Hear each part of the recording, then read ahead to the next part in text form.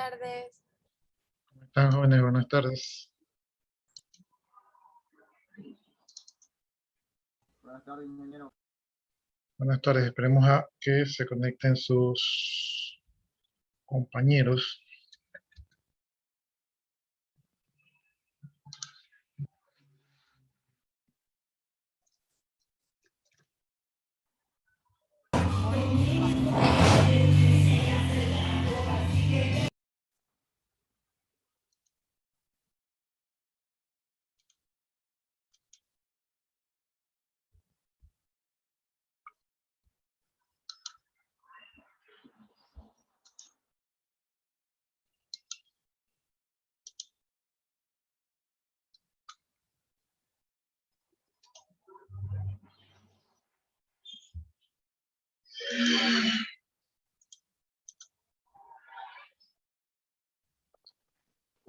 No se olviden de colocar sus dos apellidos y sus dos nombres para tener el registro de su asistencia.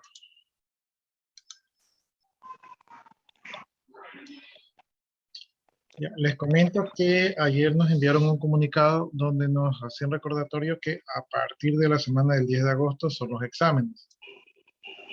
Eso, si no me fallan los cálculos, nosotros creo que estamos en la semana 6. Estamos ahorita en la semana 6. Entonces, la semana 7, o sea, la semana que viene sería nuestra última semana de clase, ¿no? Entonces, y en la semana 8 sería el examen. Eso quiere decir que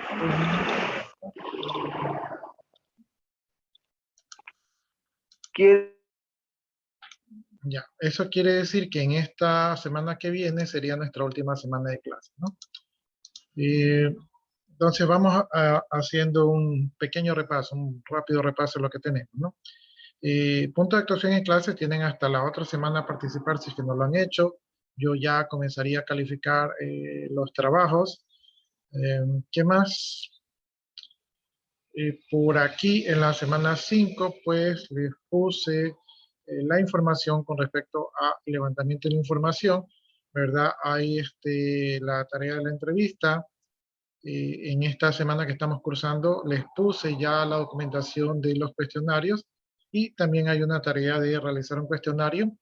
Y para la semana 7, o sea, para la próxima semana, ya hay un cuestionario de levantamiento de la información y también ya está configurada la lección. O sea que para la semana que viene, ustedes ya tienen que dar la lección. Ahora, para que den la lección, yo les recomiendo que primero hagan los dos cuestionarios que tenemos, ¿verdad? Y que lo realicen varias veces porque obviamente de levantamiento de la información va a constar las preguntas de la lección. Por eso las preguntas, la lección quedó habilitada para el día jueves, si no me equivoco, ¿verdad? La habilité para el día jueves para que así ustedes puedan dar los cuestionarios y de esta manera estén un poco más preparados por el tema de la lección.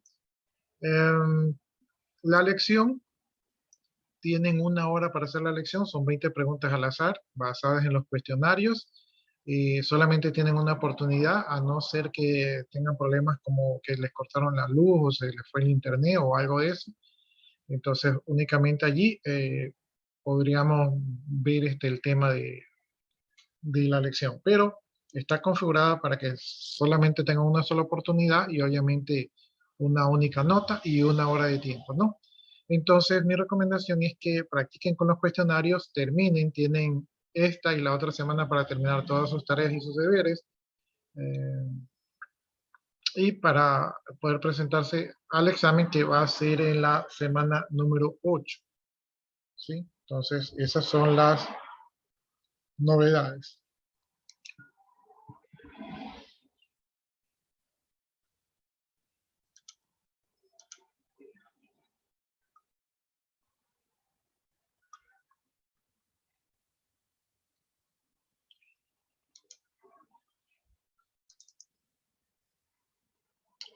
Ya, nosotros habíamos terminado el tema de los cuestionarios y hoy nos tocaría otra técnica para el levantamiento de la información, como es la observación. Entonces, a ver si vamos de lleno a eso de allí.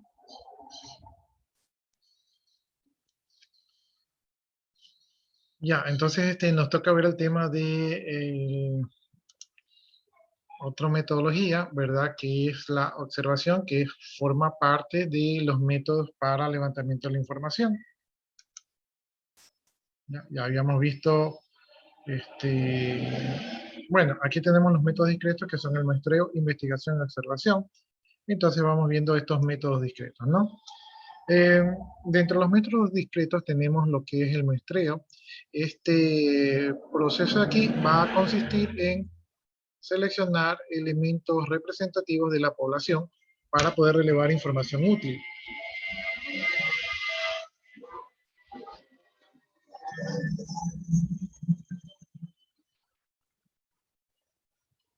Ya, entonces el muestreo va a consistir o consiste en dos puntos claves, ¿no? El uno es que normalmente en la empresa donde llegamos tiene muchos informes, muchos formularios, muchos documentos, memos, incluso la página web y personas que han generado estos documentos. Entonces hay mucha información en la cual el analista del sistema puede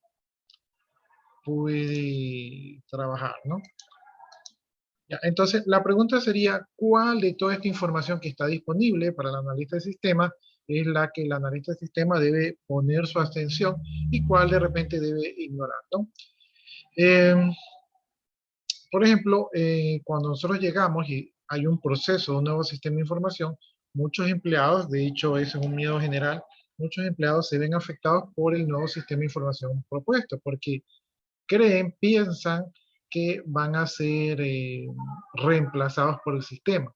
Entonces a veces hay una especie como de resistencia, ¿verdad?, a colaborar con ese sistema, ya sea porque tienen miedo a perder su tiempo, a perder su puesto, o porque, no sé, siempre hay una resistencia, ¿no? Bueno, el punto es que ustedes deben de saber o escoger a quiénes van a poder entrevistar, ¿verdad? A quiénes, con quiénes ustedes van a buscar información por medio de cuestionarios, a quiénes deben observar en el proceso de llevar a cabo su rol mientras toman decisiones, ¿no? Entonces hay puntos que ustedes tienen que determinar, no pueden, como aquí hay un tema de tiempo y de recursos, ustedes no pueden observar a todo el mundo, a estar atrás de todo el mundo, preguntar a todo el mundo, porque eso eh, sería un proceso un poco difícil de cumplir, ¿no? Bien, ¿cuándo existe la necesidad de un muestreo? Un muestreo ocurre cuando ustedes tienen una población muy grande y obviamente no quieren preguntarle a todo el mundo, entonces ustedes deciden que van a tomar una representación de toda esa población, ¿verdad? Y a esa representación, o sea, las personas que más representan eh, el sentimiento de la empresa, y no necesariamente son los más antiguos, aunque por lo general son los más antiguos, ¿verdad? Pero entonces ustedes van a escoger a estas personas que son las que más representan a la empresa para poder entrevistarlas y hacerles preguntas con respecto a los procesos, y también van a escoger a este tipo de personas para observarlas, ¿verdad? Y mientras ustedes las observan van viendo cómo se desempeñan, ¿no?, en la realización de los procesos.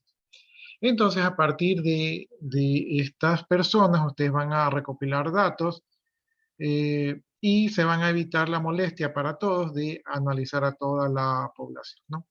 Las razones, como ya les mencioné, son las de contener los costos o disminuir los costos, agilizar el proceso de recopilación de datos, porque si usted coge una buena muestra, pues lo que piensa esa buena muestra va a ser el sentimiento de toda la población, ¿verdad? También va a mejorar la efectividad porque obviamente va a perder menos tiempo y va a reducir la predisposición. O sea, la predisposición va a estar mejor porque va a molestar a menos personas, ¿no?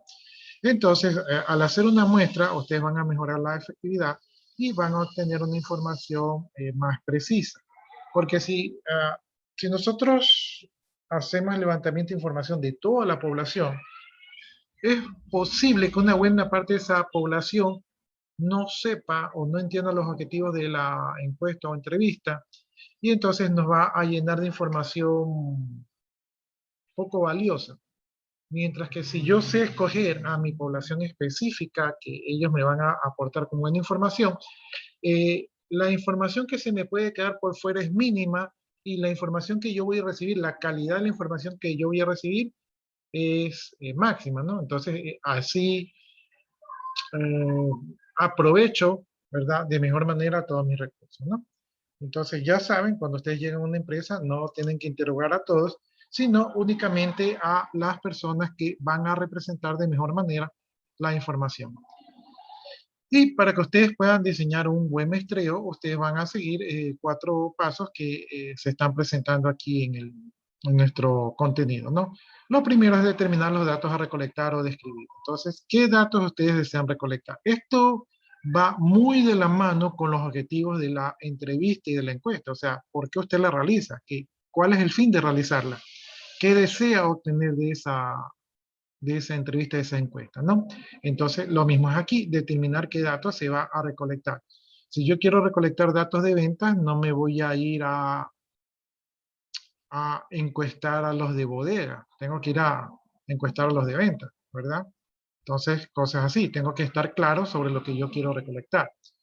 Luego, determinar la población a muestrar. Para determinar la población a muestrar, no puedo decir, bueno, voy a entrevistar a todos, sino que tengo que decidir de todas las personas que están en el área de venta, por ejemplo, a quienes voy a entrevistar. Probablemente voy a entrevistar a los mejores vendedores, ¿verdad? A los que tienen más años de experiencia y tal vez al que más se quiera, ¿no? Entonces, esas son las personas que tal vez yo me enfocaría a entrevistar.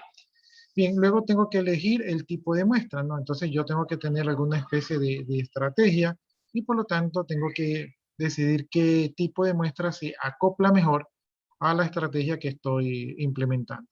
Y finalmente tengo que decidir el tamaño de la muestra. El tamaño de la muestra tiene que ser un tamaño que me ayude a representar la mayor cantidad de información de manera verdadera, pero que al mismo tiempo no sea tan grande que me quite recursos y energías, ¿sí? Entonces el tamaño de la muestra tiene que tener un equilibrio entre la efectividad, ¿verdad? Y los recursos que de repente en ella se invierten.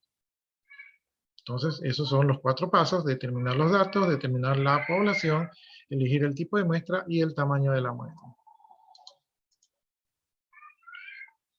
Bien, bueno, aquí ya estamos viendo un poco más detalle. Entonces vemos lo de determinar los datos. Aquí tenemos que elaborar un plan realista, ¿verdad? De qué vamos a hacer con los datos una vez que los recolectemos, ¿no? Entonces, para esto tenemos que tener en cuenta cuáles son los objetivos del estudio, cuál es el tipo de método de recopilación de datos que vamos a utilizar. Vamos a hacer investigación, entrevistas, cuestionarios, observación. Entonces, algunas de estas metodologías, ¿cuál es la que mejor aplica para el estudio que vamos a realizar? Si se recopilan los datos irrelevantes, se desperdicia tiempo y dinero en la recolección, el almacenamiento y el análisis son inútiles, ¿no? Entonces, recopilar datos irrelevantes, aparte de que vamos a procesarlos y que esos procesos nos pueden arrojar información no útil, ¿verdad? También al almacenarlos y procesarlos, pues nos quita tiempo y recursos. Entonces, esto es lo que buscamos eh, evitar.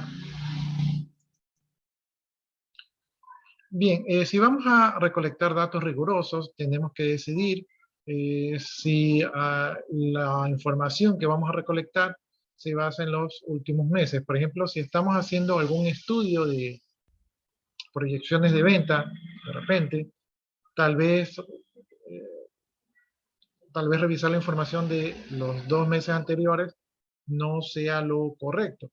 O si tenemos reportes de que existen problemas que se presentan de manera estacional, entonces tal vez revisar los datos de los meses anteriores no colabore con el objetivo de determinar cuáles son los problemas que se presentan de manera estacional, ¿no? Entonces, tenemos que decidir cuánto es el volumen, ¿verdad?, de información que vamos a analizar. Pueden ser 2 meses, como pueden ser 2 años, como pueden ser un poco más, ¿no?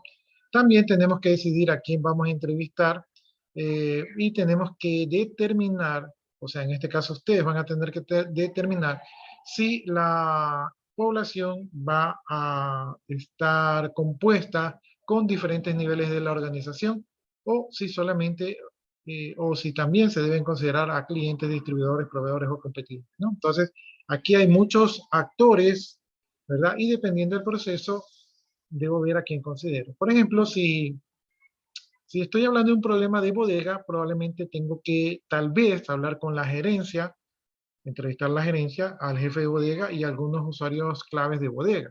Pero los de venta a lo mejor no intervienen aquí, ¿no? Entonces mi población no incluye a los de venta. Pero si de repente estoy hablando de un problema de distribución, a lo mejor entonces aquí tengo que hablar con las personas que se encargan de la logística, con las personas de marketing y probablemente con algunos clientes para determinar qué problemas se presentan con la distribución. Entonces, el punto es que basado en cuál es el problema, ¿verdad?, que estoy buscando, basado en eso, yo tengo que determinar cuáles son los principales actores que están interviniendo en este proceso y que me pueden aportar con información que me va a ayudar a encontrar la raíz de los problemas y probablemente sea una guía para encontrar la solución. Bien, entonces llegamos al tercer punto, que es elegir el tipo de muestra. En el tipo de muestras tenemos 4 tipos de muestras que son los que nos presenta este texto, ¿no? Entonces tenemos el tipo de muestra de conveniencia. Este tipo de muestras son sin restricciones ni probabilidades. Por ejemplo, poner un aviso en internet, ¿no? Ponemos un aviso en internet, haz esta encuesta y ver quién la contesta, ¿no? Este tipo de encuesta de conveniencia es la que de repente yo he aplicado y ustedes han aplicado en alguna investigación que hemos realizado en el instituto. ¿Por qué? Porque la población que conocemos son los alumnos y de repente los docentes, entonces a ellos les compartimos las encuestas que se realizan por internet, pero realmente no sabemos quién va a hacer esta encuesta o a veces la compartimos con amigos. Entonces, no, nuestra población no es específica, no es que le vamos a preguntar a solo alumnos o a solo docentes o a solo docentes de informática o a solo docentes de administración, sino que nosotros abrimos nuestros cuestionarios para tomar las muestras a quien nos quiera ayudar, ¿no? Entonces aquí tenemos la conveniencia de que cualquiera nos puede contestar, pero de repente el perfil de la persona no lo podemos escoger, o sea, no podemos escoger ese perfil específico que estamos buscando y eso podría hacer que tal vez la calidad de la información, dependiendo del tipo de problema, no sea la mejor, ¿no? Bueno, tenemos otro tipo de muestra que es la intencionada. Entonces, esta aquí se basa en el juicio de un grupo de individuos que parecen expertos y que estén interesados en el nuevo sistema de información. Este de aquí, este tipo de encuesta es confiable solamente en un nivel moderado, ¿no? Entonces yo digo, bueno, este es un nuevo sistema de ventas, entonces le voy a preguntar al gerente de ventas y el gerente de ventas obviamente va a tener un buen juicio para aportarnos los elementos que nos ayuden a realizar un buen diseño del sistema. Sin embargo, a lo mejor el gerente de venta no tiene toda la visión que nos podrían aportar otros usuarios, ¿no? Entonces, la intencionada, pues, la basamos en personas que tienen expertise, ¿verdad?, en el tema, pero no necesariamente nos da la mejor calidad de información. Yo pienso que nos da una buena calidad de información, pero tal vez no es la mejor, ¿no? Tenemos otro tipo de muestra que es la simple, ¿verdad? La simple consiste en asegurar que cada documento o persona de la población tenga la misma probabilidad de ser seleccionada. Es decir, que por estadísticas, yo digo, a ver, si nuestra población es de 1.300, pongámosle 1.000 alumnos. Si nuestra población del instituto es de 1.000 alumnos y nuestra población de docentes es de 100 alumnos, perdón, de 100 docentes, entonces yo digo para que para que todos tengan la misma oportunidad de contestar, yo le voy a enviar correos a 100 alumnos para que ellos puedan contestar y a 10 docentes. Entonces, la proporción basada en la población se mantiene equitativa. Los 100 alumnos van a representar a los 1000 y los 10 docentes van a representar a los 100. Entonces, la probabilidad de que cada grupo tenga su representación en el mismo porcentaje que ocupa su población es alta, ¿no? Entonces, sin embargo, esto no, aunque suena justo, ¿verdad? Porque todos tienen la misma oportunidad según su espacio poblacional, tal vez no sea lo más práctico, porque, por ejemplo, los docentes, si fuese un tema técnico, los docentes tienen mayor expertise y mayores claros los conceptos y probablemente la calidad de sus respuestas sean superiores a la de los alumnos, ¿no? Entonces, todo va en función de cuál es el objetivo de mi entrevista. Si mi entrevista es ver si están cómodos en el instituto, esta muestra simple me sirve porque entonces yo le pregunto a 100 alumnos y a 10 docentes si están cómodos en el instituto y voy a tener una retroalimentación buena. Pero si, por ejemplo, mi encuesta tiene como objetivo determinar si la calidad de los laboratorios es buena, a pesar de que yo le tomo la palabra a 100 alumnos, tal vez esos alumnos no tienen la capacidad técnica desarrollada, ¿verdad? Para dar un buen juicio. A lo mejor los alumnos dicen, yo veo que hay 20 computadoras me parece bien, entonces yo digo que sí estamos bien y van a responder bien. Sin embargo, los docentes van a ir más allá y van a decir, bueno, hay 20 computadoras, pero la verdad que la cantidad de procesamiento, la velocidad y los dispositivos no son los adecuados para un laboratorio, entonces yo opino que ese laboratorio no cumple con los requerimientos. ¿Sí? Entonces vamos a tener 100 que dicen que el laboratorio está bien y vamos a tener 10 que dicen que está mal.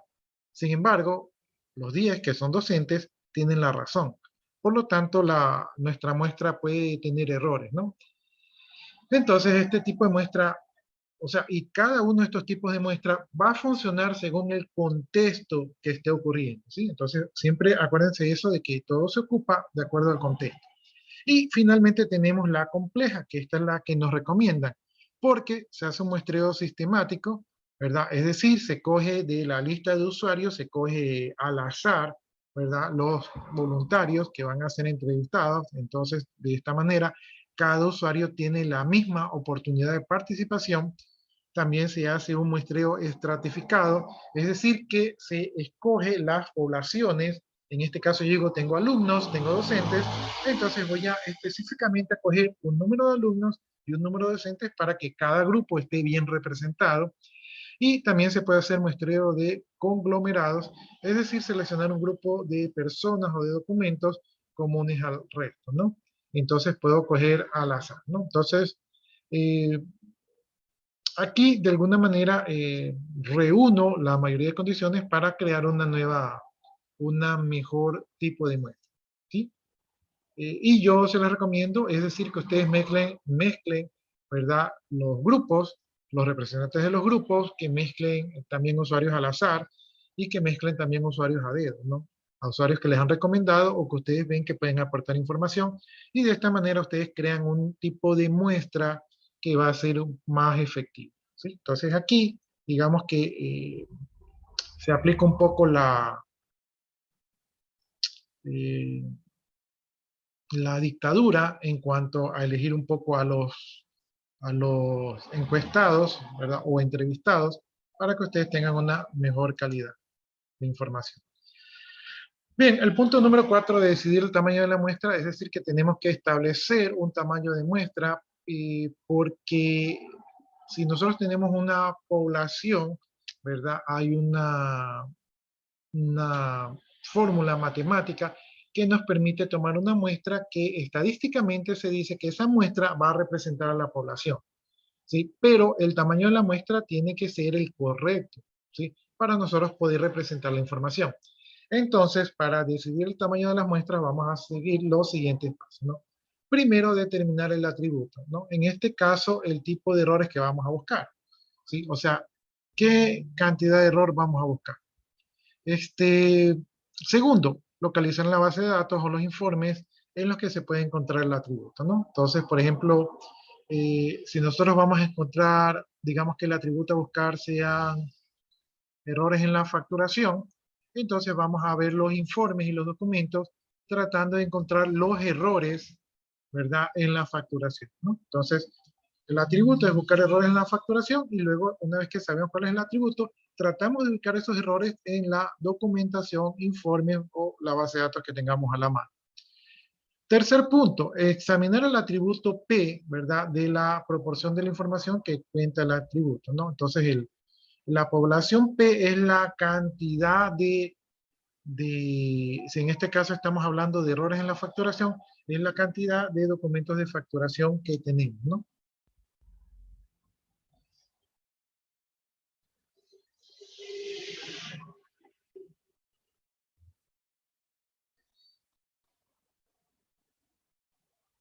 Déjenme revisar aquí.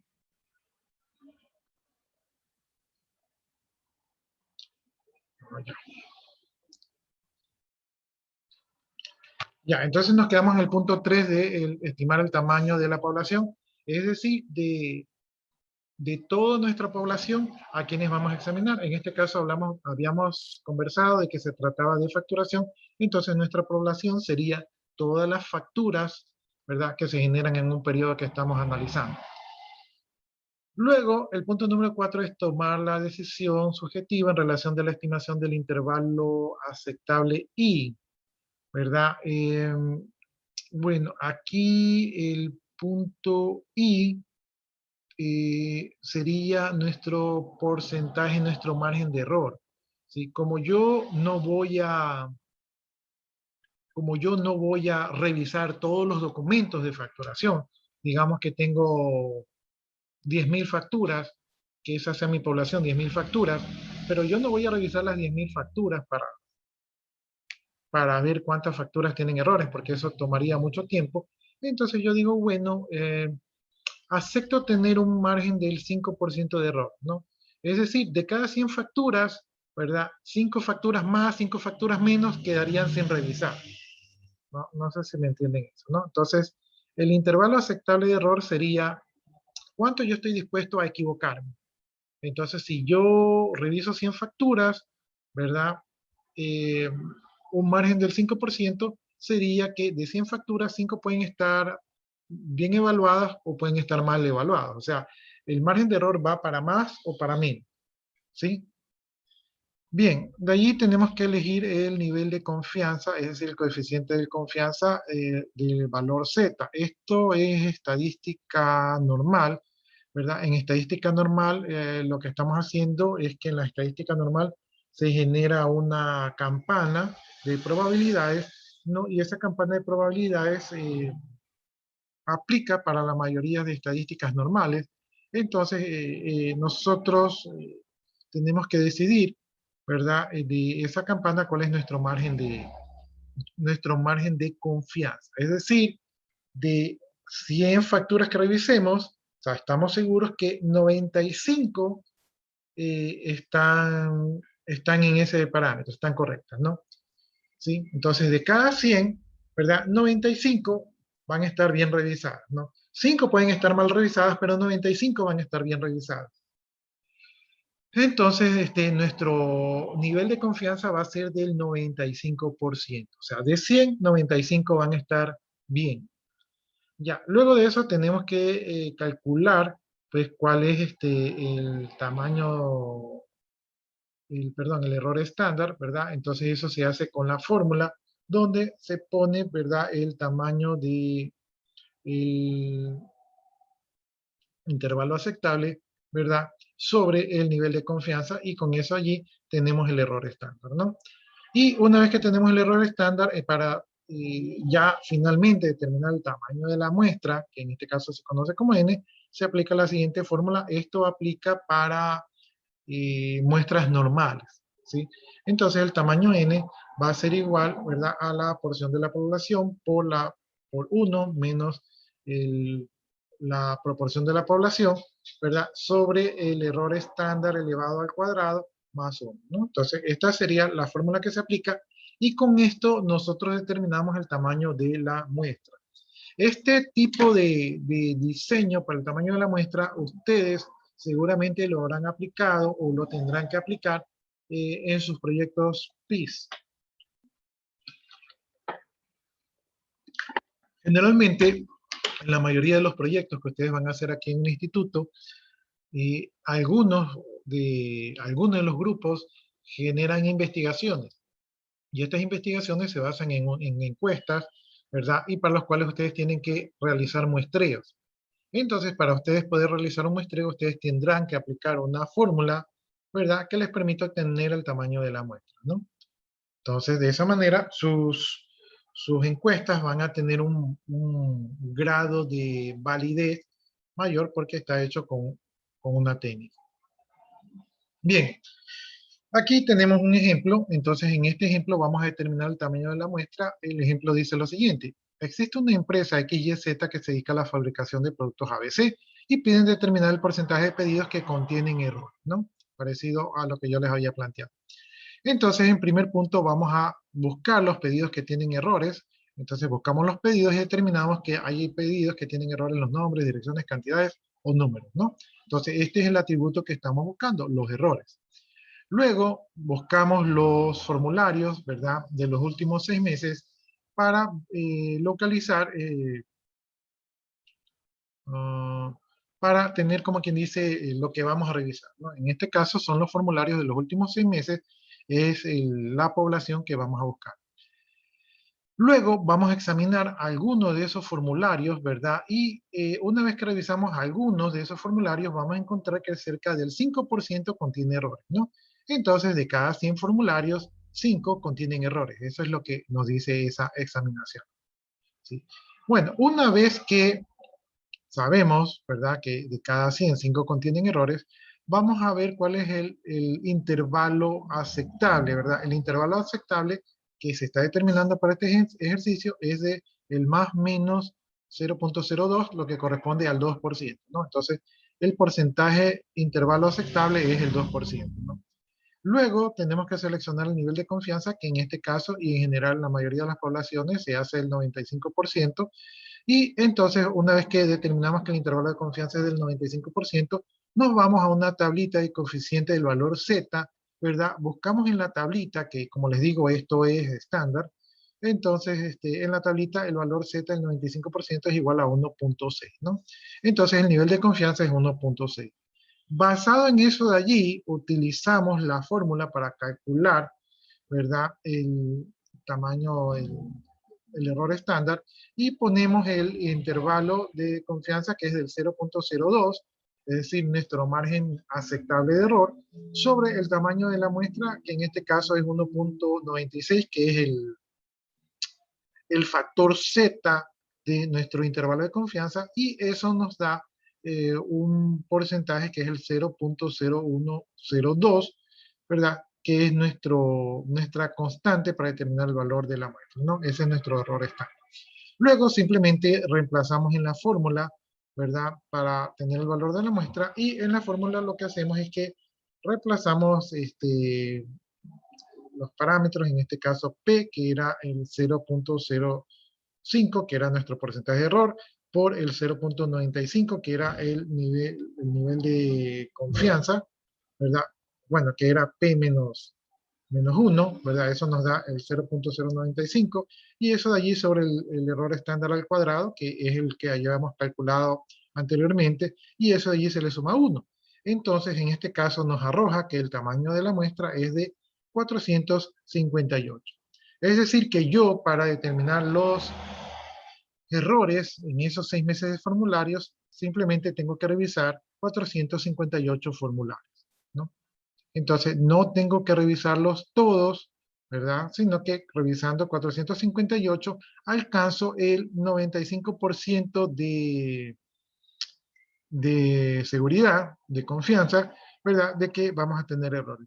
¿Cuánto me puedo equivocar? Me puedo equivocar de cada 100, me puedo equivocar con 2 documentos, porque ese fue el intervalo, ¿verdad?, de error aceptable, que fue del 0.02. ¿Sí?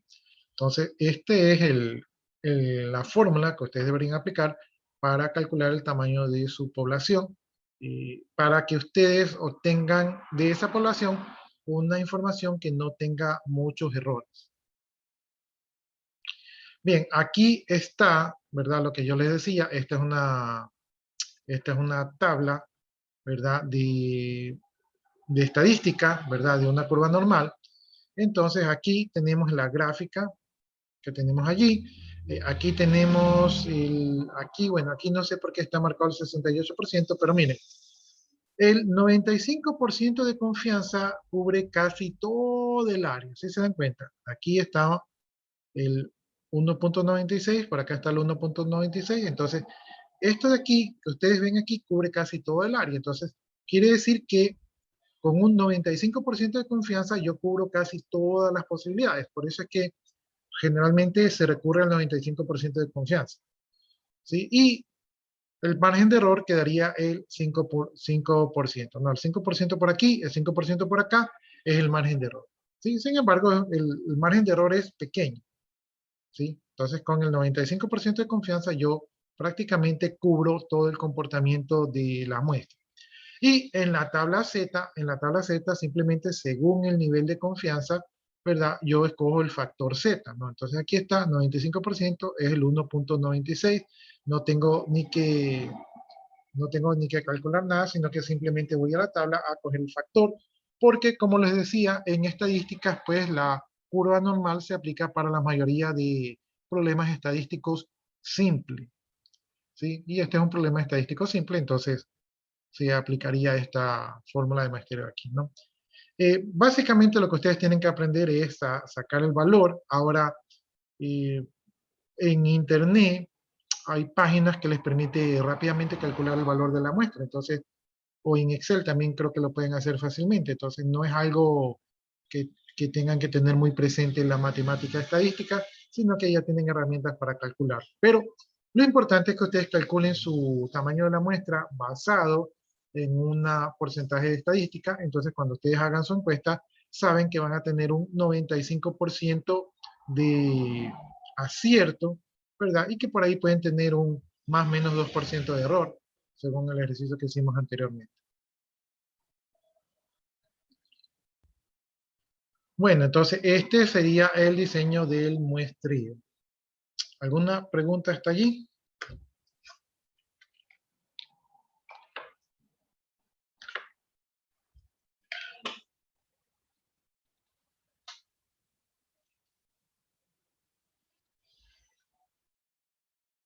¿No hay preguntas?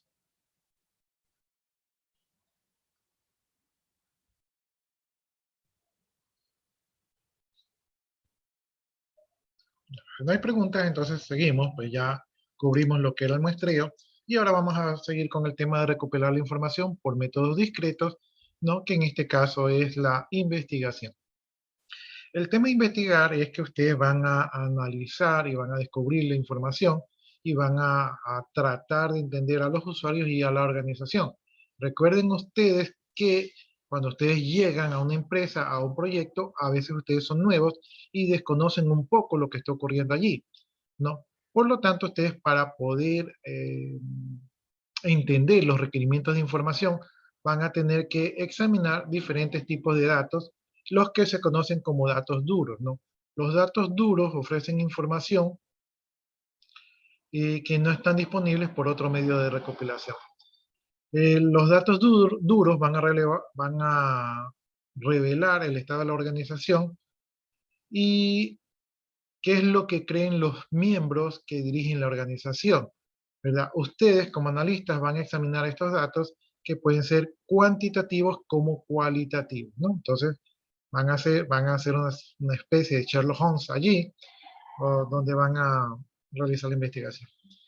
En mi época, en mi época los detectives eran Dick Tracy, ¿no? Ahorita ustedes son Sherlock Holmes, ¿sí? O Koyak, no sé, ya para ustedes son personas que no conocen. Bien, entonces ustedes van a tener que analizar los documentos. En este caso vamos a hablar de los documentos cuantitativos. En las empresas hay muchos documentos cuantitativos que pueden ser utilizados para interpretarse, como pueden ser informes de empleados para toma de decisiones, informes de rendimientos, registros, varios tipos de formularios, y todos estos documentos que se utilizan en la empresa tienen un propósito específico y tienen una audiencia específica. Entonces, y esto es verdad, yo cuando llego a una empresa, yo siempre pido prestado facturas, proformas, formularios. ¿Sí? Estos tipos de documentos me ayudan a entender un poco lo que para la empresa es importante. Pienso yo que ustedes deberían ir en la misma línea. ¿No? Entonces, por ejemplo, tenemos informes de rendimiento. Los informes de rendimiento es una comparación entre el rendimiento actual esperado perdón, y el esperado, ¿no? Entonces, esto van a permitir ver una tendencia general de la empresa para ver si la empresa pues va cumpliendo sus requerimientos o de repente va disminuyendo, ¿no? Y si hay una disminución, aunque esto tiene que ver más con el tema financiero, pero nosotros podríamos de repente ver si esa disminución está asociada a algún problema del sistema. ¿Sí? Por ejemplo, podríamos ver, tal vez la disminución no es directa, pero imaginémonos esta teoría. Digamos que yo veo un informe de rendimiento y yo veo que la empresa venía creciendo y de repente comenzó a decrecer.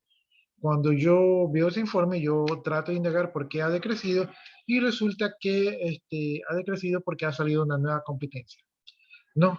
Y cuando analizamos a la competencia, nos damos cuenta que la competencia puede generar ventas donde puede generar combos.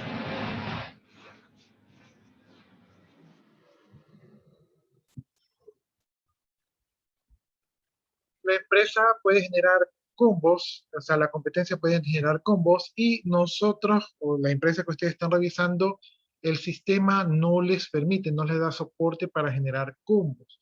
Por lo tanto, cuando la empresa actual trató de generar combos y trató de hacerlo de manera improvisada, ya que no tenían el soporte de su sistema de información, esto le generó problemas de ventas y por lo tanto esto está asociado al decrecimiento, ¿no? Entonces, si se dan cuenta, el problema no parecería directamente asociado al sistema, pero haciendo la investigación, ¿verdad? Podemos encontrar que hay un nexo con el sistema. No necesariamente siempre es así, pero sí sería bueno investigarlo, ¿no? Porque sería una buena oportunidad de remediar el sistema. Bien, tenemos también los registros. Los registros tienen actualizaciones periódicas de lo que ocurre en la empresa. Eh, Cuando uno inspecciona un registro, es decir, todos los datos transaccionales que ocurren allí, podemos revisar errores de montos y totales. Obviamente eso no debería ocurrir, pero si ocurren, tienen que tener un origen y una razón. ¿Sí? Podemos buscar oportunidades para mejorar el diseño de formularios de registro. Eso también puede ser que la empresa ha cambiado, puede ser que se requieran datos nuevos y que datos antiguos ya no sean necesarios. Entonces es una oportunidad para mejorar el almacenamiento de la información. Podemos observar el tipo y el número de transacciones. Eso nos da una idea de qué número de transacciones se realiza más.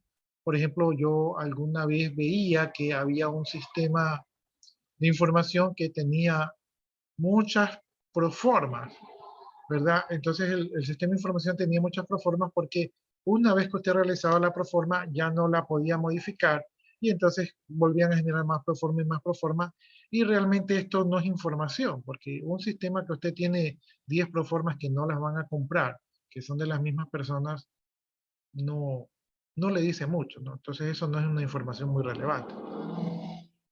Entonces, el tipo de transacciones también podría indicar que hay algo raro en el sistema. O sea, ¿por qué hacen tantas transacciones?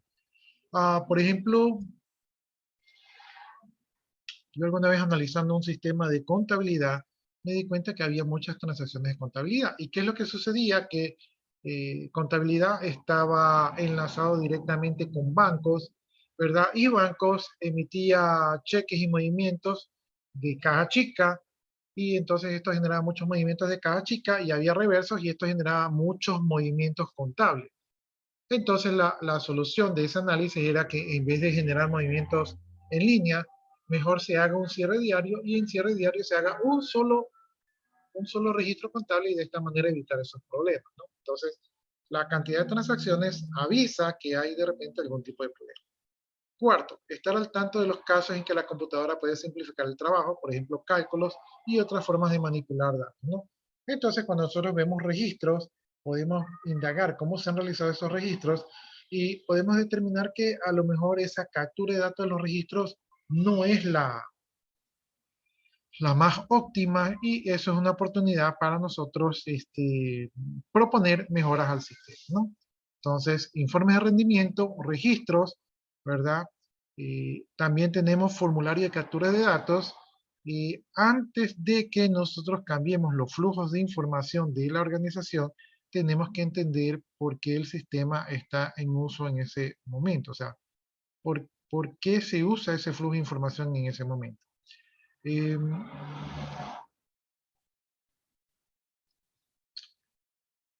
Bueno, esto que voy a decir tal vez no ocurrió en la vida real, pero tengo una vaga idea de que algo así me topé alguna vez, ¿no? Una vez habían unos vendedores, ¿verdad? Que ellos hacían proformas facturas, y entonces estos vendedores manejaban su propio sistema y, y ellos tenían que esperar la autorización del sugerente de ventas para poder facturar, ¿sí? Entonces, cuando se hizo el análisis de la información, pues los vendedores decían, no, pero yo me demoro mucho porque el gerente no está, no puedo vender rápido y ese tipo de cosas. Resulta que el proceso, el flujo de la información estaba así, que el gerente de sistemas tenía que poner su visto bueno, porque a veces los vendedores facturaban a fin de mes y generaban las facturas, eso les generaba comisiones a ellos, ¿verdad? Y luego al nuevo inicio de mes, pues ellos anulaban las facturas, pero como ya habían generado las comisiones en el mes pasado, las facturas eran anuladas, pero las comisiones sí las recibían los vendedores, ¿no? Entonces, ese flujo, ese control de aprobación del gerente de ventas era para controlar este tema de la sabiduría criolla, ¿no? Entonces, cuando ustedes revisen los formularios de captura de datos, podrán toparse a veces con cosas que parecen inconsistentes, pero ustedes tienen que ir al origen, al meollo del asunto, para determinar por qué razón está implementado eso allí. Y si ustedes determinan que el flujo de datos está incorrecto, entonces ustedes pueden proponer cambiar. Pero como les digo, a veces las razones del flujo de datos no son las razones más óptimas porque están conteniendo medidas de control, ¿sí? Entonces, cuando ustedes vean un flujo de datos que no parezca lo más conveniente, a veces puede ser porque hay medidas de control ahí, ¿no? Bien, vamos viendo los formularios de captura de datos. Dice que creado el catálogo de formularios, o sea que ustedes tienen que reunir todos los formularios que se utilizan en el sistema, así también como todos los documentos físicos. Esto les va a ayudar a entender el flujo de información que se realiza en la empresa. Esta es una herramienta bastante útil, ¿verdad? Entonces ustedes van a poder recolectar ejemplos de todos los formularios que se han estado utilizando. Eh, y en este punto, miren que aquí hay un tema importante para ustedes. Dice que ustedes tienen que utilizar los formularios que están aprobados o no por las empresas. Yo no sé si a ustedes les ha pasado, pero cuando ustedes van a una institución pública, ustedes llenan la página web, llenan un formulario, pero van a información y les dan un papel donde les ponen un número, les ponen un nombre, ¿verdad? O cuando ustedes están en un trámite, le adjuntan a su papel, le ponen un sticker que dice, pregunte por fulano de tal, en oficina tal y tal cosa, les dan datos adicionales. Esos papelitos cortados a veces con tijera, que esos son documentos informales. Y si los están usando en un sistema de información, si lo están usando es porque algo no está funcionando bien. Hay algo que el sistema de información no les permite o hay un proceso que no funciona bien, que están colocando un proceso adicional o un control adicional o una información adicional. Entonces, cuando ustedes analizan los formularios, ¿verdad? Eso que le escriben, por ejemplo, a Pluma, habla con fulano de tal y le ponen ahí a Pluma, habla con fulano de tal, o eso que le ponen un número allí, ¿verdad? Eso ustedes tienen que averiguar porque eso tiene una razón, ¿no? Y generalmente si tienen que hacer eso, quiere decir que el sistema de información no está trabajando correctamente, ¿no? Entonces, formularios oficiales y formularios clandestinos, todos esos tienen que ustedes armarse para en base a eso y realizar su análisis de información.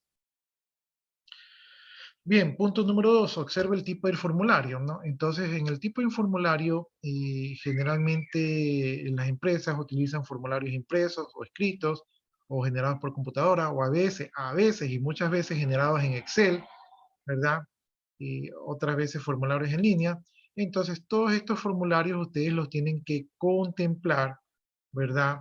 Hay veces que compran formularios que venden en los bazares, ¿sí? Entonces, todos estos formularios ustedes tienen que analizarlos y tener un inventario de ellos para determinar por qué se están usando.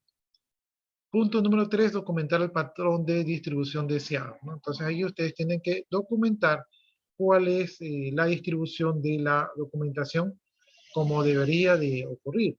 A veces la documentación no se entrega de la manera como debería. Hay patrones, hay entregas de documentación que se entregan a ciertos departamentos y cuando ustedes van a averiguar, resulta que los departamentos con esa información no hacen nada, o es una tradición que les entreguen, ¿verdad? O el departamento 3 dice, pero si yo soy el que proceso la información, ¿por qué le entregan mi documento al departamento 1, luego le entregan al departamento 2 y finalmente al departamento 3, cuando el departamento 3 es el que finalmente procesa? Entonces, eso de allí ustedes tienen que determinar cómo debería de ser la entrega de la información, ¿no? Obviamente, deben de considerar lo que yo les dije del tema de controles, ¿no? El tema de controles es un tema que a veces no se puede evitar. Cuarto, comparar el patrón de distribución deseado con quienes realmente recibieron el formulario. Muchas veces, como les decía yo, los formularios no llegan a las manos de quienes lo necesitan o quienes lo requieren, sino que llegan a manos de personas que no lo requieren, ¿no? Entonces ustedes tienen que comparar si el ideal, o sea, como debería de ser, con cómo está ocurriendo en este momento, es igual o si hay diferencias, y si hay diferencias, pues determinar por qué ocurren las diferencias. Bien, para lo que son los aspectos de la interacción humano-computadora, se pueden hacer preguntas específicas eh, para determinar la utilidad de los formularios, ¿no? Entonces, tenemos que preguntarnos si se llenó el formulario en la totalidad, ¿no? Si yo hago un formulario y yo pongo 10 campos en un formulario, yo esperaría que estén llenos los 10 campos. No sé si a ustedes les ha pasado que cuando llenan formularios en alguna institución pública, les ponen el nombre, la cédula, como mucho la fecha, y dejan en blanco un pocotón de espacios, ¿sí? Y algunas veces lo hacen por ahorrar tiempo y otras veces lo hacen porque dicen que la otra información no es importante. Entonces, aquí, si eso ustedes encuentran en una empresa y ustedes tienen formularios que no se están llenando de información, ustedes tienen que preguntarse por qué, ¿sí? ¿Por qué no se están llenando de información? O sea, ¿por qué se emitió cierta información? ¿Verdad? Eh, ¿Hay consistencia en los datos omitidos? ¿Verdad? ¿Por qué? ¿Sí? O sea, ¿por qué yo hice un formulario? Alguna vez hice un formulario de 20 campos y solo lleno 3. ¿Sí? Entonces, eso de allí tenemos que determinar. Hay formularios que nunca se usaron. Aunque parece mentira, muchas empresas tienen formularios que nunca se usan. ¿Sí? Entonces la pregunta sería, ¿por qué no se utilizaron? ¿Será que no se llevan a cabo bien los procesos? ¿Será que se están omitiendo esta parte del proceso? ¿Será que el sistema no da las facilidades para llenar estos formularios? Entonces aquí hay que revisar el diseño, ¿verdad? La precisión de cada formulario en cuanto a si están puestos en funcionamiento, ¿no? O sea, si hay formularios que se usan, ¿verdad? Y a veces yo me he topado con casos que hay personas que usan formularios y hay personas que no las usan. Entonces, ¿por qué unos sí y otros no? Tercero, se enviaron todas las copias de formularios a las personas apropiadas o se archivaron en forma apropiada, ¿verdad? A veces, y a mí me ha tocado casos de empresas que generan muchas copias de formularios, pero solo usan la primera y las otras y lo hacen así, imprimen, salen copias de 3, toman la original y con las copias las cogen, las rompen y las botan en la basura. Entonces, eso es un desperdicio para la empresa. Pero eso ocurre, entonces ustedes tienen que determinar si los formularios, ¿verdad? Tienen todas las copias, ¿verdad? Y llegan a las personas apropiadas. Eh, por ejemplo, yo me he topado con casos también donde se imprime el formulario con 3 copias y cogen el original y le sacan una copia adicional para entregarle a otra persona. Cuando ustedes hacen el seguimiento, ven que las 2 personas que les entregan las copias no les sirven, no la utilizan, y la persona que realmente sí necesita la copia, ¿verdad? Le sacan una copia, o sea, generan un desperdicio, ¿sí? Entonces, estas cosas de aquí son desperdicios y ustedes en el diseño, ¿verdad? De sus sistemas, ustedes tienen que ir saneando todos estos desperdicios que pueden ocurrir, ¿no? En este caso, que yo les digo que las copias llegaban a quienes no las necesitaban, era una simple cuestión de reorganización, ¿no? Pero también ha existido casos donde sacan documentos que le sacan copias cuando lo más fácil es ponerle un papel con doble copia y de esta manera se evitan ese reproceso. Ya, aquí por ejemplo dicen que si las personas pueden utilizar formularios en línea, ¿por qué no pueden hacerlo? No, o sea, una solución a no imprimir papel sería que accedan a los formularios en línea y la pregunta sería ¿por qué no pueden hacerlo? A lo mejor es una cuestión de permisos, que nadie les ha dado permiso, o capacitación, que nadie los ha capacitado y simplemente por eso no lo hacen, ¿no? Ya, punto número 4. Si hay un formulario en papel que se ofrece como una alternativa a un formulario basado en web, compare las tasas de compleción de ambos, ¿no? Entonces aquí podemos ver si es realmente útil tener un formulario en papel con, digamos, hoy en día somos más amigables con la naturaleza, entonces se evita un poco el uso de papel, ¿no? El uso de papel a la larga sale caro en las oficinas, entonces las oficinas tratan de ahorrar. Quinto, se utilizan formularios no oficiales con regularidad. Este tema ya se les mencioné. Entonces, el uso de formularios no oficiales o procedimientos no estándar, ¿verdad? Podría involucrar que hay algún problema, ya sea con procedimientos o con políticas en la organización, ¿sí? Entonces, ustedes tendrán que determinar qué es lo que está pasando, por qué ocurren este tipo de situaciones.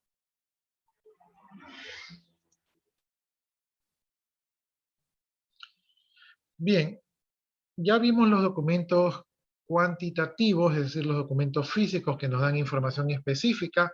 Ahora vamos a ver los documentos cualitativos. Los documentos cualitativos incluyen mensajes de correo electrónico, memorandos, anuncios en tableros, áreas de trabajo, páginas web, manuales de procedimientos y de políticas. Estos tipos de documentación van a revelar expectativas que tienen los autores con respecto al comportamiento de los demás. Es decir, las personas que escribieron estos documentos son autoridades y ellos tienen una expectativa. Entonces, analizando este tipo de documentos, nosotros vamos a poder obtener una información más que nada con respecto a la política de la empresa, ¿no? Para poder nosotros aplicar un enfoque sistemático al analizar estos documentos, nosotros primero tenemos que examinar los documentos en busca de metáforas o o claves que nos sirvan como guía, ¿no? Entonces ahí en los documentos vamos a encontrar algún tipo de información. Eh, Estos documentos nos van a permitir buscar discrepancia entre los documentos internos contra los externos, ¿verdad? Eh, Dice aquí un tipo de mentalidad nosotros contra ellos, ¿no? Entonces a veces aquí podemos determinar si hay alguna especie de conflictos internos. A través de estos documentos podemos hacer una lista de términos que caracterizan el lenguaje de la empresa. Estos términos pueden ser buenos o malos, ¿verdad? Pero son los que se utilizan allí. Entonces, nosotros podemos determinar cuáles son esos términos y de esta manera familiarizarnos un poco con el lenguaje de la empresa. Cuarto, podemos utilizar mensajes o gráficos significativos que se utilicen en áreas comunes como las páginas web, ¿verdad? Para ver más o menos cuál es el lineamiento de la empresa. Quinto, podemos reconocer el sentido del humor si es que lo hay, ¿verdad? En la empresa, ¿no? Entonces, estos son algunos lineamientos que nosotros podemos analizar. Por ejemplo, cuando analizamos, a ver, aquí estamos hablando de los documentos, cuando analizamos por acá los memos nosotros podemos ver quién envía los memos y quién recibe los memos. Generalmente los memos fluyen de, de abajo ¿verdad? Fluyen hacia abajo, o sea, de arriba hacia abajo, y fluyen en sentido horizontal, ¿no? Entonces, generalmente el que envía es un jefe, ¿verdad? A los subordinados, o también de manera paralela. Ya, entonces el análisis del contenido de los memos nos va a dar una idea clara de los valores y posturas y creencias de la organización.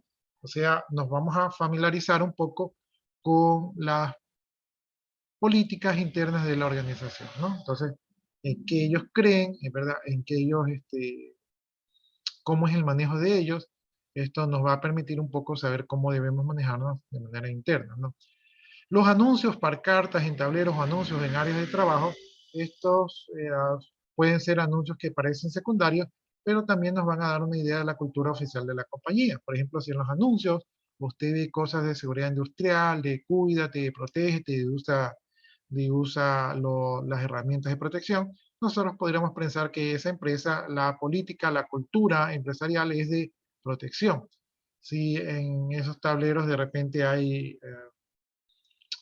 qué sé yo, cosas de llega a tiempo a tu trabajo, el tiempo es oro, entonces nos damos cuenta que la cultura de la empresa pues es de, de ser puntuales, ¿no?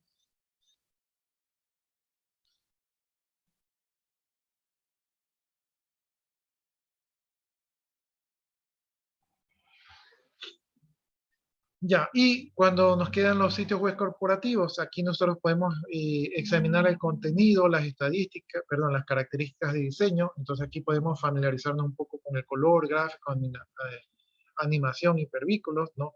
Cómo es el nivel de interactividad, cómo es el nivel de seguridad que se maneja, cuál es el significado de los mensajes que se dan allí y que se proporcionan.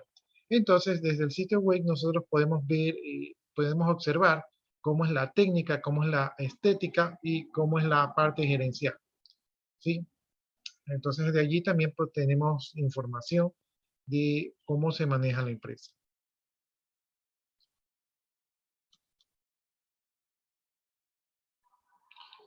Bien, por otro lado también tenemos los manuales de procedimientos de operación del equipo de cómputo, los manuales en línea, los manuales van a representar lo que se espera de las personas y de las máquinas, o sea, lo que se esperan que hagan, ¿no? Entonces, ustedes leyendo los manuales, ustedes van a tener una idea de lo que se está esperando que hagan las personas.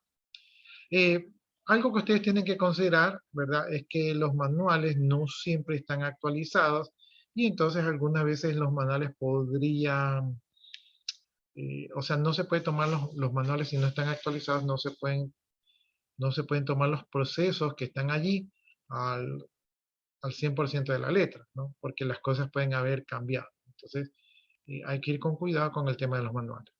También tenemos los manuales de políticas, y estas de aquí tienen que ver con el comportamiento de los empleados dentro de la empresa. Y aquí se tratan las políticas que tienen que ver, por ejemplo, con los servicios de cómputo, con los accesos, la seguridad, ¿verdad? Entonces aquí, con estos manuales de políticas, vamos a tener una idea de los valores, de las posturas gerenciales y de lo que creen y de cómo se deben de manejar las personas dentro de la empresa, ¿no? Entonces, podemos obtener información valiosa de todos estos documentos de aquí,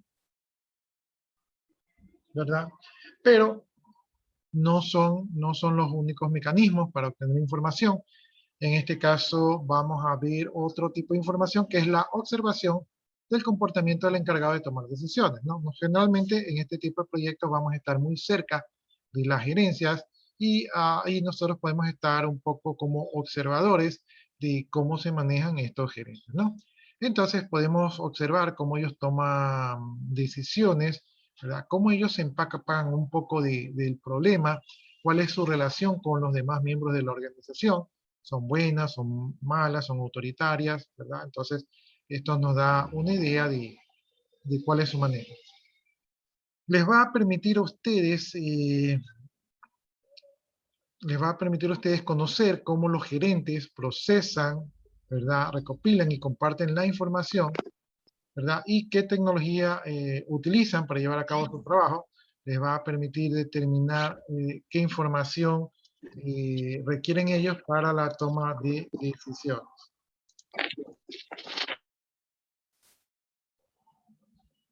¿sí? Entonces, de esta manera ustedes van a saber un poco cómo los gerentes se manejan y ustedes van a poder orientar al sistema de información o al diseño del sistema de información para que cumpla estas expectativas de los gerentes. Entonces, es bueno observar cómo se manejan los gerentes. También hay otro tipo de observación que tiene que ver con el entorno físico. Entonces, ustedes pueden observar cómo trabajan las personas eh, dentro de la organización, cuáles son los requerimientos humanos de información que ellos necesitan. Eh, para esto ustedes tendrían que examinar las oficinas, ver cómo los usuarios interactúan con la tecnología y de esta manera ustedes pueden tener una idea clara si de repente la empresa da soporte informático a los usuarios, si los usuarios de repente están en un ambiente cómodo, o si de repente el ambiente no es el más adecuado para el trabajo de los usuarios. Entonces, ahí ustedes también tienen un poco de comprensión con respecto a los usuarios. Bien, existe una técnica de información llamada observación estructurada del entorno. Esta observación lo que hace es que aplica una metodología que se utiliza en el cine, ¿verdad? Y lo que hacen es que trata de observar los detalles que ocurren alrededor de la organización. ¿Sí? La observación estructurada, ¿verdad? Trata de ver si, por ejemplo, usted, el gerente, le dice, nosotros somos una organización, somos muy organizados. Entonces usted lo que hace es que ese es el guión, somos súper organizados, pero usted observa si realmente son súper organizados. Entonces la idea es que lo que a usted le han contado tiene que coincidir con lo que usted está observando. Si usted está observando que no son muy organizados, entonces usted puede determinar que el guión está mal, ¿verdad? Porque yo le creo más a lo que veo. Entonces la observación estructurada hace una comparación entre lo que le han dicho a usted que ocurre y lo que usted ve que ocurre, y entonces ahí usted puede encontrar inconsistencias, ¿no? Bien, algo que ustedes pueden observar son la ubicación de las oficinas. Entonces, las oficinas que están ubicadas de manera asequible, ¿verdad? Estas tienden a incrementar la frecuencia de interacción con los mensajes informales. Es decir, una oficina asequible quiere decir que existe una buena comunicación informal entre los miembros de la organización. Y por lo general, estos de aquí tienden a reducir la frecuencia de interacción y aumentan los mensajes orientados a la carga, ¿no? Entonces, digamos que oficinas asequibles podrían ser buenas. Oficinas distribuidas a lo largo del perímetro del edificio, por lo general dice, ocasionan que se retengan informes o memos en una oficina y en otra, mientras que los conglomerados de oficinas fomentan la distribución de información. Es decir, oficinas separadas, ¿verdad? Hace que la información se estanque, entonces eso podría ser un problema. Y oficinas donde están en un área compartida, ¿verdad? Hace que la información fluya de mejor manera. Colocación de los escritorios, ¿no? Entonces esto tiene que ver un poco, bueno, es algo un poco psicológico. Entonces, si los jefes, ¿verdad? Tienen un escritorio con un espacio muy estrecho, haciendo que sea una oficina un poco incómoda para el visitante, entonces estos reflejan, ¿verdad? Una especie como de poder de posición superior, ¿verdad? Frente a los visitantes, ¿no? Por otro lado, si la posición de los escritorios permite un espacio un poco más cómodo, más amplio al visitante, entonces esto implica que la interacción con el visitante puede ser un poquito más cómoda, más armónica, ¿verdad? Que es un poco más de comunicación y no de jerarquía.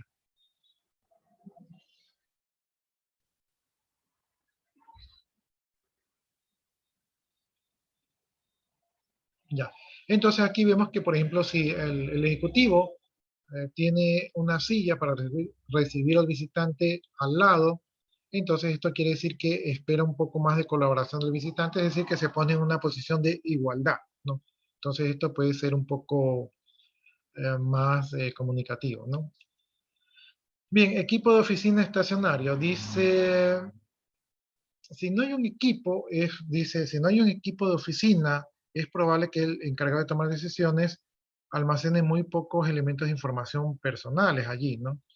Y mucho equipo de oficina, es posible que el encargado de tomar decisiones almacene y valore mucho la información. Entonces, un encargado de tomar decisiones con una oficina con pocos elementos, eh, a lo mejor va a tomar decisiones, pero no basado en la información, sino tal vez en su experiencia o instinto. Mientras que si hay mucho equipo de oficina, entonces la persona encargada de tomar decisiones va a ser una persona que va a darle más fuerza a tomar decisiones basado en la información que ha analizado. Bien, accesorios como calculadoras, computadoras, ¿verdad? Sugieren que, el, que la persona maneja este tipo de equipos, ¿verdad? Y que trabaja más en la oficina. Y cuando no encontramos este tipo de equipos, pues esto de aquí refleja que la persona a lo mejor sale mucho de la oficina y que no usa mucho estos equipos de aquí. Eh, Miren, les voy a contar una anécdota, ¿sí? Para hacer un paréntesis aquí. Yo tenía un jefe de la vieja guardia, ¿verdad? Que él alguna vez reclamaba por su computadora y molestaba mi computadora, mi computadora, mi computadora. Y a mí me tocó irle a poner su computadora, ¿verdad? Y dejó de molestar por su computadora. 2 meses después, así 2 meses después, necesitaba la computadora para algo y llamó a quejarse que la computadora no valía. Y cuando yo fui a ver la computadora, pues resulta que no estaba conectado el cable de corriente. Pero el punto es que en esos 2 meses nunca estuvo conectado el cable de corriente. Entonces el gerente solamente quería su computadora para tenerla ahí bonita de adorno en el escritorio y nunca la había prendido, ¿no? Y yo, bueno, pensamientos adentro, yo dije, pero si nunca la aprendió, pero bueno, en ese momento no contradice a los jefes. Entonces, hay jefes y jefes, hay unos que trabajan con las computadoras. Por ejemplo, así mismo he tenido el otro caso, tenía un jefe que, que cuando él llegó a su oficina, él quiso la oficina más grande, el escritorio más grande, la computadora mejor, el internet más rápido, todo lo mejor para él, ¿no? Entonces ese era un gerente que sí le iba a sacar provecho a su computadora, pero este caso acá les digo que 2 meses y nunca había aprendido la computadora, ¿sí? Entonces, podemos observar los accesorios y efectivamente podemos ser observadores. Entonces yo cada que iba a la oficina de este jefe me daba cuenta que no tenía el ratón o tenía desconectado el teclado y todo eso. Entonces me daba una buena idea que nunca lo utilizaba. Bien, también existen fuentes externas de información, es decir, que podemos ver el tipo de publicaciones que están almacenadas eh, en la oficina. Entonces así nos damos cuenta si el encargado de tomar decisiones busca información externa, es decir, si consulta periódicos o revistas especializadas o artículos desde el mismo Internet, ¿verdad? Si se basa en información externa, digamos, qué sé yo, periódicos de Estados Unidos, o si de repente confía más en la información local, como periódicos nacionales, o si confía más en la información interna, por ejemplo, los informes de las empresas, correspondencia interna y ese tipo de cosas, ¿no? Entonces así nosotros nos damos cuenta cuál es su fuente de información de la gerencia que utiliza el gerente para tomar decisiones. Y basado en eso nosotros podemos realizar un diseño de un sistema que de alguna manera se acomode a el modelo gerencial que utilizan ciertos jefes para tomar decisiones, ¿no? Obviamente si estos modelos son sanos. Bien, hay un tema adicional de la iluminación y colores de oficina que de alguna manera el tipo de color que se elige en las oficinas influye, ¿verdad?, en la personalidad de los gerentes. Hay otro tema también de la vestimenta, por ejemplo, si las personas, si los ejecutivos utilizan trajes, ¿verdad?, con corbata, entonces esto quiere decir que a ellos les gusta representar su autoridad, pero cuando los gerentes o los ejecutivos utilizan más bien ropas informales, entonces estas personas permiten que exista una mejor participación en la toma de decisiones, ¿no? Entonces, el comportamiento o la vestimenta de este tipo de personas influye bastante en cómo es su comportamiento. O sea, estamos ahorita, hemos visto una clase de psicología. Bien, mencionamos un informe de rendimientos, entonces aquí vemos un informe de rendimiento, vemos cómo son las proyecciones, ¿verdad? Que se alcanzan. Aquí estamos viendo que conforme va avanzando el tiempo, se está alejando, o sea, está bajando la producción. Y aquí vemos la tendencia, ¿no? Aquí vemos que la tendencia es que se va a la baja. Entonces, este es un informe de rendimiento, tendremos que investigar por qué se están bajando, en este caso el número de lotes rechazados. ¿Por qué se está generando? Aunque en este caso podría ser, bueno, número de lotes rechazados, porcentaje de rechazados va disminuyendo, quiere decir que se está corrigiendo el error. Bien, por acá tenemos un registro, ¿verdad? Este es un registro que se utiliza en la empresa. Entonces, miren, aquí podemos verificar los errores. Aquí miren, por ejemplo, por qué no se ha firmado. Entonces, esta es una oportunidad de ver si este campo es necesario o no. Por acá dice que observemos el número de transacciones. Por acá dice tratemos de detectar lugares donde la computadora puede simplificar el trabajo. Entonces, miren, aquí hay cálculos, pero los están haciendo de manera manual. Esto lo podría hacer una computadora. Incluso aquí hay que capturar información de manera manual. Esto podría provocar errores, entonces aquí tenemos oportunidad de mejorar este formulario. Por acá tenemos formularios oficiales y clandestinos, entonces este es un formulario oficial. Dice, aquí hay como mucha información. Parece que este formulario no tiene un orden lógico, ¿verdad? Porque miren, dice 2%, 1%. Normalmente nosotros tendemos a ver en este tipo de cosas de menor a mayor. Dice requiere realmente el total. Entonces aquí vemos que es un pedido de productos y nos obliga a poner el total, pero realmente se requiere el total allí de los productos. Y por acá tenemos un formulario clandestino. Entonces, ¿por qué?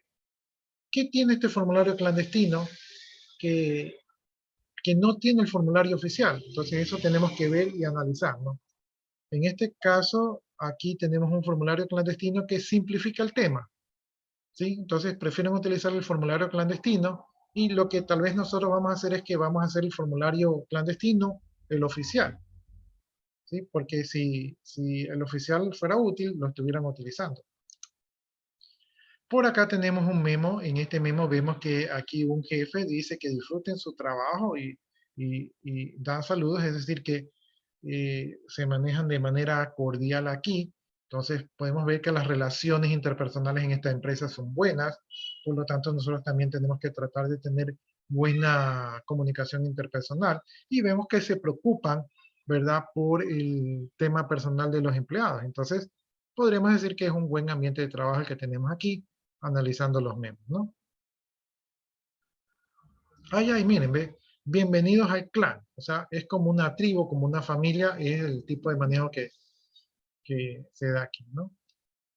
Aquí tenemos una página guión, ¿verdad? Para el proceso de toma de decisiones. Entonces aquí dice el gerente de aseguramiento de calidad. Entonces aquí dice la actividad que pide, dice pide al supervisor del piso de la tienda informe el diario de producción. Todo esto de aquí es un proceso, es un guión de cómo deben de funcionar las cosas. Y nosotros cuando tenemos este guión, cuando observamos tenemos que ver si el guión se cumple o si el guión es mentira. ¿No? El guión sería lo ideal y lo que observamos sería la realidad, ¿no? Entonces nosotros podemos hacer una lista en base a este guión, podemos hacer una lista de lo que nos dijeron y utilizando el método de Strobe podemos marcar, ¿verdad? Qué cosas coinciden y qué nos coinciden, ¿no? Por ejemplo, aquí dice la información fluye, activa en todos los niveles, ¿verdad? Aquí nosotros podemos poner una X de que esto no se cumple, o sea, hay una observación. Por acá, además, los cálculos y porcentajes se realizan por mi cuenta. Aquí una X de que esto no se cumple. Por acá dice la mano derecha no siempre sabe lo que está haciendo. Aquí tiene un ojito, ¿no? Un ojito significa que aquí no estamos seguros si esto es verdad o no. Entonces el ojito sería como para seguir buscando más detalles. Por acá dice nuestra empresa pasa por muchos cambios. aquí tiene un visto, es decir, que esto de aquí sí se cumple, ¿no? O sea que aquí sí hay una coherencia con lo que nos dijeron. Por acá dice el personal de operaciones trabaja todas las noches, hay que observar por qué ocurre eso. Por acá dice hacemos las cosas según lo que quiera el señor Ada, ¿no? Entonces allí hay un cuadrado. Entonces aquí dice que el cuadrado es que, tenemos que modificar la narrativa, o sea que la narrativa está mal. ¿Ya? Entonces, este strobe lo que nos hace es que nos hace ver si lo que nos contaron coincide, ¿verdad?, con lo que estamos viendo, y cuando algo no coincide, tenemos que modificar la narrativa, o si algo nos llama la duda, tenemos que investigar un poquito más. Bien, aquí tenemos una oficina, entonces aquí tenemos una iluminación fluorescente, tenemos publicaciones especializadas, es decir, que a esta persona le gusta obtener información desde afuera, tenemos discos de CD-ROOM, ¿no? Obviamente esta oficina es viejita, quiere decir que aquí esta persona sí maneja la informática y maneja información de la informática, tiene una máquina en el escritorio, quiere decir que le gusta hacer las cosas con computadora, tiene un archivero, es decir, guarda informes, ¿sí? O sea, de estas cosas nosotros nos podemos dar cuenta en la oficina, ¿no? Aparte que tiene un lapicero por aquí, tiene un impreso, tiene un fax por aquí, tiene un calendario por acá, entonces eso nos da una idea que es una persona organizada.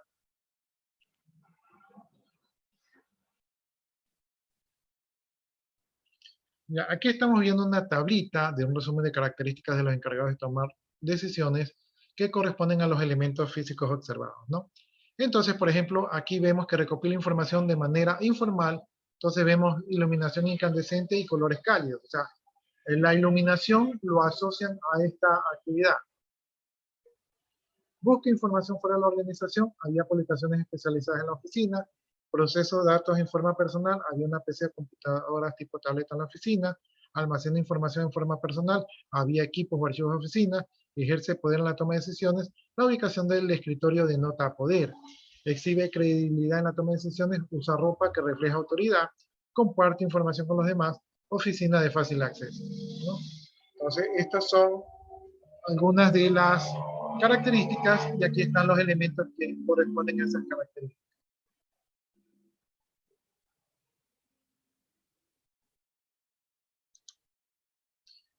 Preguntas, jóvenes.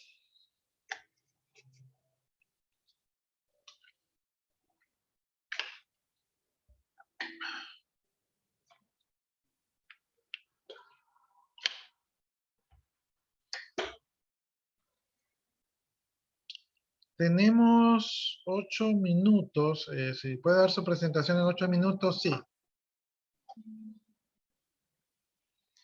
Pero Sí, délo sí bien. puedo, sí puedo. Sí, sí, lo da en menos de 8 minutos, sí. Sí.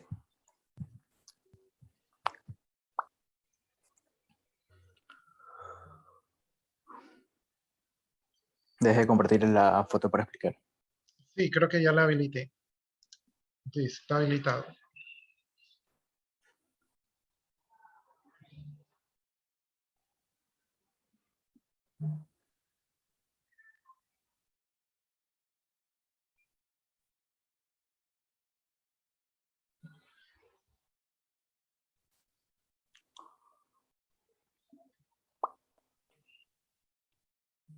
¿Ahí se ve? Sí, sí se ve. Ah, listo. Bueno, buenas tardes, ingeniero, compañeros aquí presentes. Yo les voy a hablar sobre, sobre lo que es el modelo que utiliza el desarrollo de un software. Y les voy a hablar sobre lo que es la síntesis automática. La síntesis automática es un modelo más que utiliza el ciclo de vida del desarrollo del software. En pocas palabras, la síntesis automática es un programa que desarrolla otro programa, pero con especificaciones que da el usuario. En la síntesis automática pasa por distintas etapas. La primera es la adquisición de especificaciones, las cuales se adquieren de las especificaciones informales. Estas pasan a especificaciones de alto nivel, las cuales, antes de pasar a la siguiente etapa, pasan por una validación de especificaciones. Si estas son correctas, pasan a la siguiente etapa. Si no lo son, vuelven a la etapa de adquisición de especificaciones. Una vez que pasan a la siguiente etapa, pasan a la etapa de traducción interactiva, en la cual se toman decisiones y justificaciones, y también se pasan a un desarrollo formal. De esta etapa pasan a especificaciones de bajo nivel, las cuales pasan a la generación automática del código. Pero antes de pasar a esta etapa, también pasan por la validación de especificaciones. Si pasan esta etapa, pasan al código fuente, que ya sería el programa que desarrolló la síntesis automática. Gracias. Ya póngase allí su participación en clase.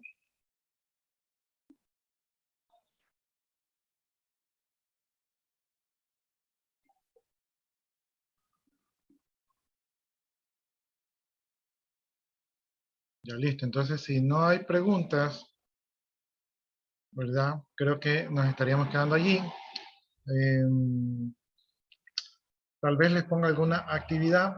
Y recuerden ustedes que la semana que viene creo que es nuestra última semana de clase. Entonces, todas las tareas, deberes, cuestionarios deben estar realizadas para la semana que viene. Yo voy a ver si este fin de semana voy a calificar ya los trabajos que ya me han enviado. Y la lección está habilitada para el día jueves. Realicen todos los cuestionarios antes de realizar la lección, porque la lección es un acumulado de los cuestionarios, ¿no? Entonces, practiquen con los cuestionarios antes de ir a la lección. La lección es una sola oportunidad, 1 hora, 20 preguntas al azar. Entonces, para que salgan bien, solamente una oportunidad para la lección. Y la semana del 10 de agosto tenemos examen, ¿no? Creo que eso sería todo. De mi parte, muchas gracias y nos estamos viendo la semana que viene.